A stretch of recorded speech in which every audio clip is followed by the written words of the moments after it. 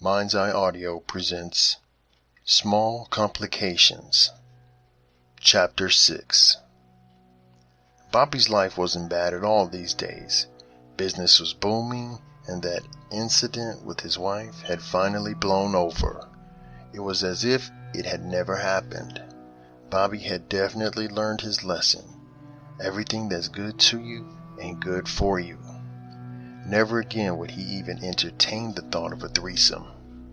Yes, it was good, but it just isn't worth it in terms of the consequences that follow. He would remind himself of this every now and then just to make sure that his mind stayed on the right track. He had nearly lost his marriage behind that one bad decision. He was very thankful to God that he and his wife were able to make it through that ordeal. Not that things really got out of hand or anything, but he could detect Brenda's growing paranoia and feel the distance that was growing between them. Bobby D had to do some major damage control on that situation, and once again things worked out to his favor. Brenda wasn't asking where he was going anymore or where he'd been.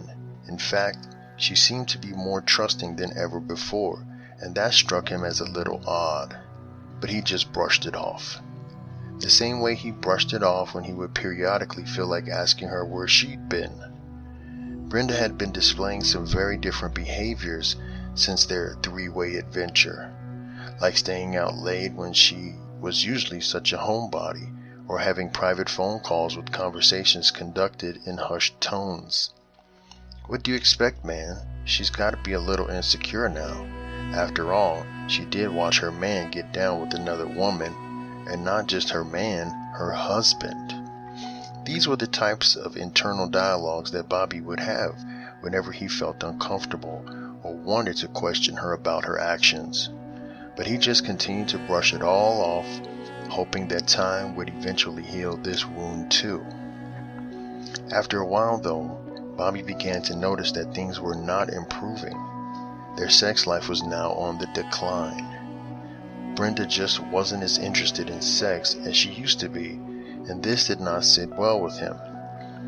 He didn't have a clue about how to deal with all this. He was afraid that if he mentioned it to her, she would be offended. And how would he dare offend her after all that he'd already put her through? He felt like she deserved understanding and patience while she was getting through whatever it was that she was going through. Bobby desperately needed someone to talk to, but he'd be damned if he was going to tell any of his friends about it.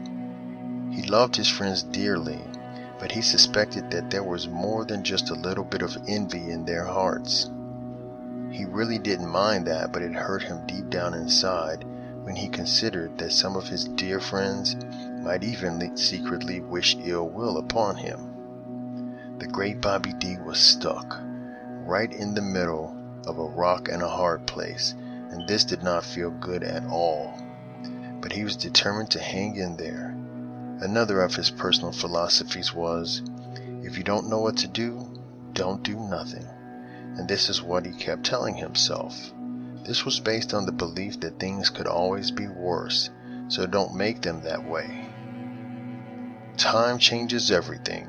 That's what some people say, and in Bobby's case this was true. Though he was hoping that time would bring healing into his life, what he got instead was very different from what he had expected. The distant feelings were back again, but this time it was Bobby who was doing the shutting down. He was becoming resentful because his wife, to whom he had made numerous sacrifices, was not communicating with him anymore.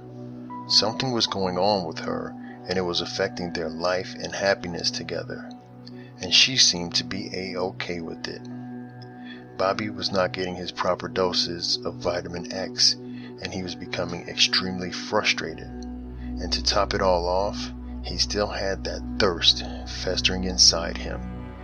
He had become very good at stifling these desires, but it was becoming more and more difficult to do lately. He found himself one day confiding with a coworker about his problems. He hadn't meant to spill the beans, it just kind of slipped out little by little, in bits and pieces over time. He finally figured that he might as well just tell it. It was, after all, eating him alive. Bobby was truly relieved to have finally gotten it all off his chest to somebody. His co-worker said the exact words that Bobby needed to hear. "I know exactly how you feel. You're not wrong for feeling the way that you do." Bobby felt like a 10-ton weight had been removed from his shoulders. Before long, he and his newfound co-worker confidant were having regular sessions. Bobby felt like they were about one couch short of calling it psychotherapy, and the really funny part was that he didn't give a damn. He was getting the relief that he had sorely needed for so long. For the first time, he had taken a chance on trusting someone with his personal issues, and he had won. He was too busy being happy to be ashamed. He was too busy enjoying this new level of intimacy to be afraid of being judged. Bobby was too busy returning to the human race to feel guilty. There was a small voice inside him that told him he should feel guilty because his coworker was a woman, and a very loud one at that. "But we're just friends," he told the whispering voice of his conscience. "There's nothing wrong with having one female friend. Or is there?"